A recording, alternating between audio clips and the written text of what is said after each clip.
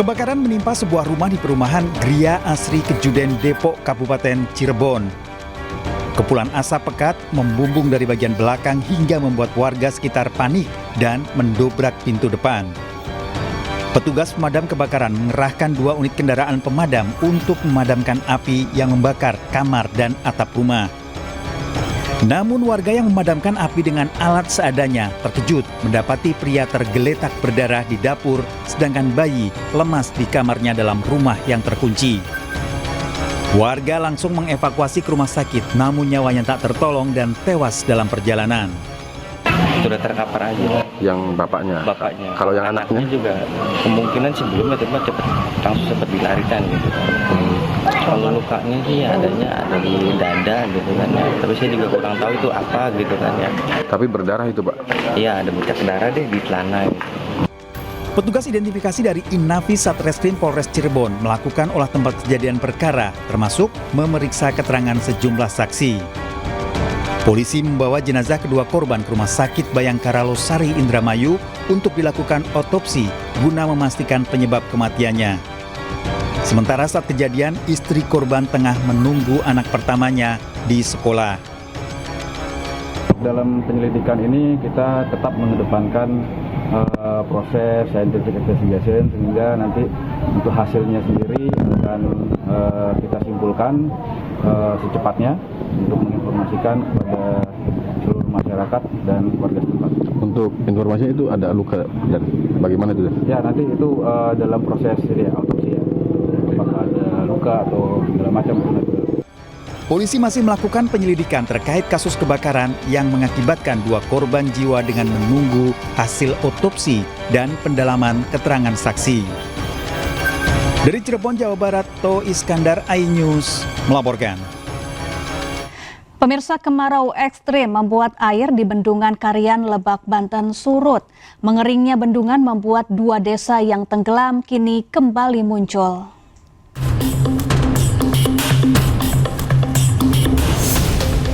Sejumlah puing sisa rumah dan bangunan di Kampung Somang, Desa Sukarame dan Desa Sukajaya, Kecamatan Sajira, Lebak, Banten ini masih berdiri. Siapa sangka, 2 desa ini sebelumnya sengaja ditenggelamkan untuk menjadi Bendungan Karian. Sisa bangunan, ruas jalan hingga masjid kembali muncul ke permukaan, menyusul menurunnya debit air di Bendungan Karian karena kemarau ekstrim yang melanda Lebak. Bagi warga yang pernah tinggal di kawasan tersebut, pemandangan ini bukan sekedar fenomena musim kemarau. Landscape yang kembali terlihat membangkitkan kenangan tentang kampung halaman yang harus mereka tinggalkan demi pembangunan bendungan ini. Ini kan kelahiran saya kan di sini gitu ya. Kampung saya kan di sini juga gitu. Banyak kenangannya gitu di sini tuh. Sekarang kan cuman bisa lihatnya doang gitu kan. Saya di sini kan 24 jam di sini, cuma bisa ngeliatin kampung bekas sendiri gitu kan, biasa ramai jadi sepi gitu. Bendungan Karian sendiri dibangun di aliran Sungai Ciberang, anak Sungai Ciujung. Infrastruktur ini berfungsi untuk menyuplai air baku, mendukung irigasi pertanian, serta mengendalikan banjir di wilayah Banten. Dari Lebak, Banten, Pebi Febrianto, iNews melaporkan.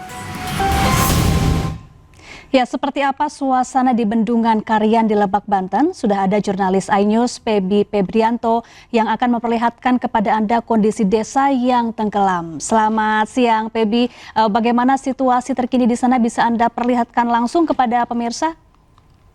Baik, Sapa dan pemirsa, kondisi saat ini lokasi di mana di Waduk Karian, Kecamatan Sajira, Kabupaten Lebak, Banten. Kondisi saat ini memperlihatkan jelas nampaknya lokasi terlihat jelas sisa bangunan puing, rumah, ruas jalan kampung hingga bekas lahan pertanian. Dulunya menjadi tempat tinggal warga sebelum direlokasi pembangunan, kini kian muncul kembali ke permukaan. Fenomena ini begitu banyak mengundang masyarakat dan wisatawan untuk berkunjung pada akhirnya ke lokasi di Kampung Somang, Desa Sukarame, Kecamatan Sajira. Beginilah suasananya. yang datang ke sana untuk berfoto atau melihat langsung ya seperti apa kampung tenggelam yang muncul kembali di sana. Iya, baik, Pak. Jadi masyarakat dan warga wisata itu sudah menjadikan ini tempat wisata karena fenomena munculnya kampung yang dulunya tidak terlihat bertahun-tahun kini muncul kembali. Seperti inilah suasananya, ada beberapa permukiman puing rumah warga yang nampak jelas terlihat dari sebelah sini kita lihat jelas ada puing-puing, begitu Pak. Baik, sejak kapan kampung tenggelam ini kembali terlihat di sana? Jadi memasuki kemarau yang melanda di Kabupaten Lebak, Banten ini menyebabkan permukiman air waduk Karian mengalami penyusutan cukup signifikan. Sehingga memperlihatkan bekas-bekas kampung dan masjid yang terlihat, begitu.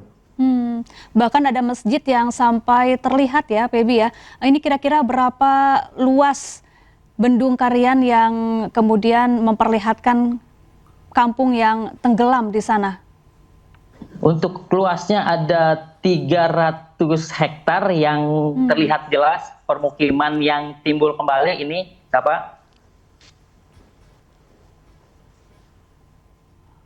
Baik, kalau untuk Begitu. kedalamannya ini kira-kira berapa meter nih sekarang, Pebi? Kalau untuk kedalaman ada 2.000 kedalaman, 20.000 meter kedalaman ini Pak untuk kedalaman ini di bendungan waduk Karian tersebut. Kira-kira berapa meter penyusutannya dari sebelum kekeringan sampai sekarang kemudian terlihat kembali bekas permukiman di sana?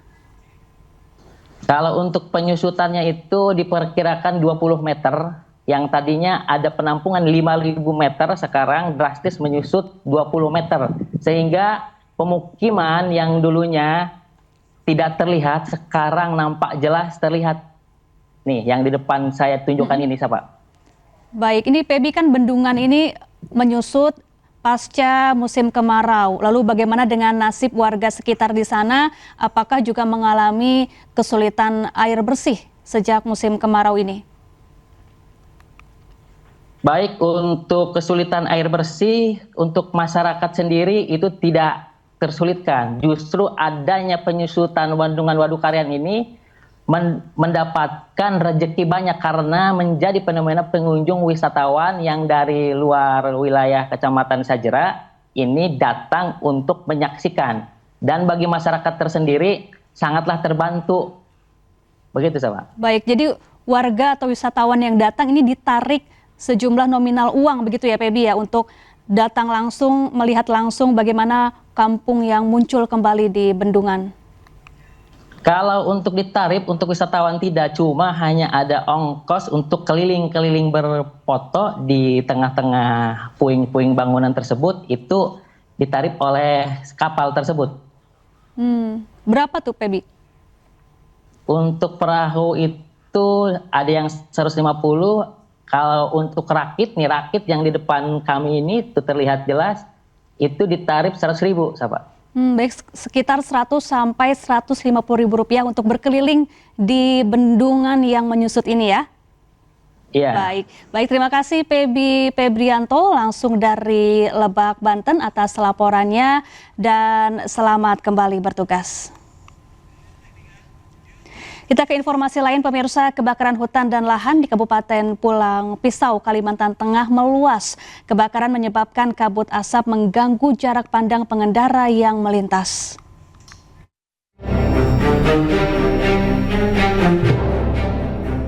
Kebakaran hutan dan lahan kian meluas di Jalan Trans Kalimantan, Desa Tumbang Nusa, Kecamatan Jabiran Raya, Kabupaten Pulang Pisau, Kalimantan Tengah.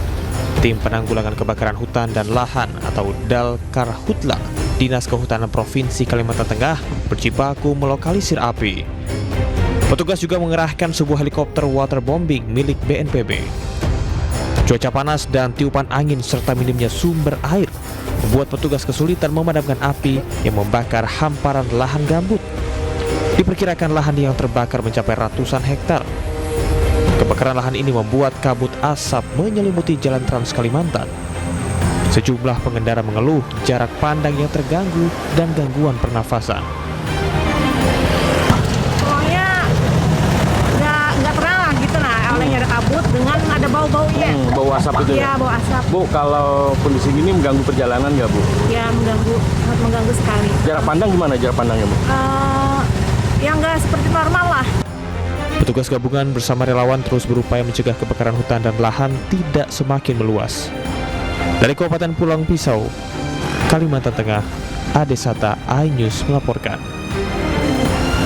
Pemirsa, Polda Metro Jaya merilis hasil operasi Berantas Jaya 2026 yang menyasar tindak pencurian kendaraan bermotor di Jakarta dan sekitarnya. Polda Metro Jaya mengungkap hasil operasi Berantas Jaya 2026 yang berlangsung pada 4 hingga 18 Juli berhasil mengungkap 769 kasus pencurian kendaraan bermotor dengan mengamankan 729 tersangka. Polisi menyebut para pelaku masih memakai modus lama seperti bobol kunci kontak dengan kunci T, kunci palsu hingga merampas kendaraan secara paksa atau begal. Polisi juga menyita 428 unit sepeda motor, 21 mobil, uang tunai lebih dari 10,7 juta rupiah, belasan pucuk senjata api, dan puluhan jenis senjata tajam. Selama operasi yang dilaksanakan, jajaran Reskrim telah mengidentifikasi modus operandi daripada pelaku curanmor, yaitu antara lain dengan menggunakan kunci T, saya kira ini modus lama. Kemudian juga ada kunci palsu, ya, dan juga merampas kendaraan secara paksa atau begal. Ya, beberapa waktu lalu di Jakarta sempat banyak kejadian begal, tapi syukur alhamdulillah saat ini untuk wilayah Jakarta relatif kondusif berkat upaya-upaya penindakan serta upaya-upaya preventif. Pemirsa, Pengadilan Tata Usaha Negara Jakarta menolak seluruh permohonan keberatan yang diajukan Universitas Gadjah Mada terkait keterbukaan informasi ijazah mantan Presiden Joko Widodo. Putusan ini menguatkan penetapan Komisi Informasi Publik yang mewajibkan UGM membuka dokumen akademik Jokowi kepada publik. Selain menolak banding UGM, Majelis Hakim juga membebankan biaya perkara sebesar Rp648.500 kepada pihak UGM. Dalam pertimbangan hukumnya, Majelis Hakim PTUN Jakarta menegaskan hak masyarakat untuk mengetahui riwayat pendidikan pejabat negara mengalahkan klaim kerahasiaan data pribadi. Hakim menolak dalih UGM yang mempermasalahkan batas waktu permohonan informasi serta alasan perlindungan data pribadi. UGM kini wajib menyerahkan dan membuka seluruh dokumen akademik Joko Widodo ke publik.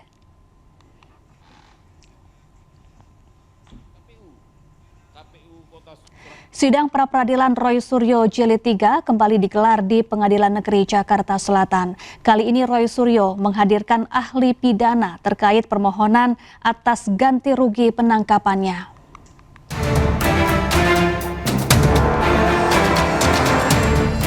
Sidang pra-peradilan Jilid 3 tersangka kasus ijazah Presiden ke-7 Republik Indonesia Joko Widodo, yaitu Roy Suryo, kembali digelar di Pengadilan Negeri Jakarta Selatan pada Jumat pagi.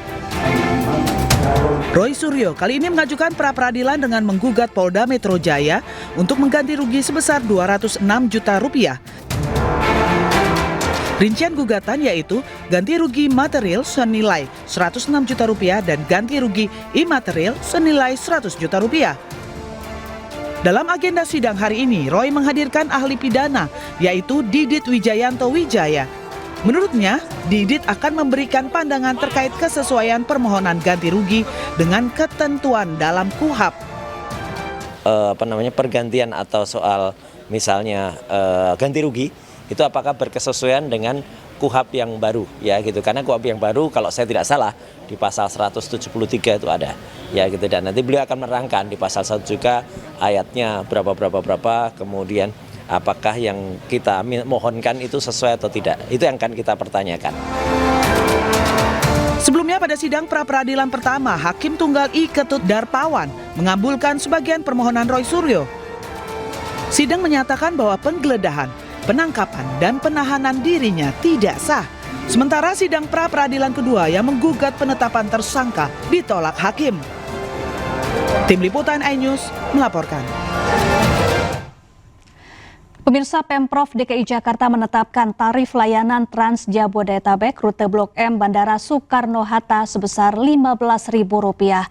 Tarif akan berlaku pada 1 September mendatang.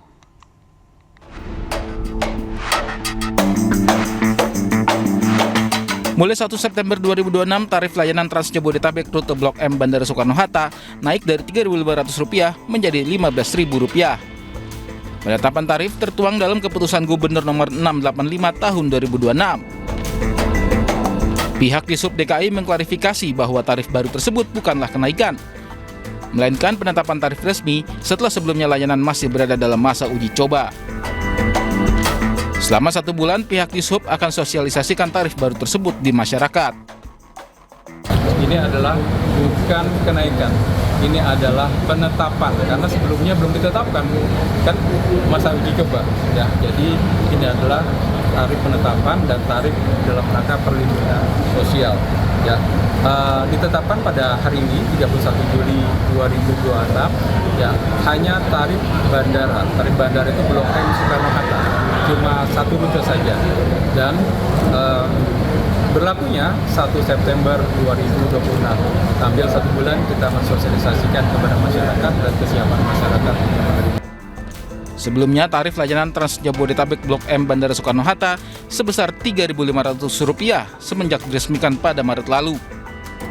Tarif tersebut diberlakukan hanya selama masa uji coba yang berlangsung 3 bulan. Pemirsa, mulai hari ini 1 Agustus 2026, harga 3 produk BBM non-subsidi turun. 3 produk BBM non-subsidi yang turun, yakni Pertamax Turbo yang turun dari Rp19.300 menjadi Rp18.300. Pertamax Green 95 dari Rp17.000 menjadi Rp16.600. Dan Pertamax dari Rp16.250 menjadi Rp15.950. Sementara harga Pertamina Dex tetap di harga Rp21.150 dan Dex Lite tetap di harga Rp19.700. Pihak Pertamina menjelaskan bahwa penyesuaian harga BBM non-subsidi mengacu pada perkembangan harga minyak mentah dunia dan nilai tukar rupiah.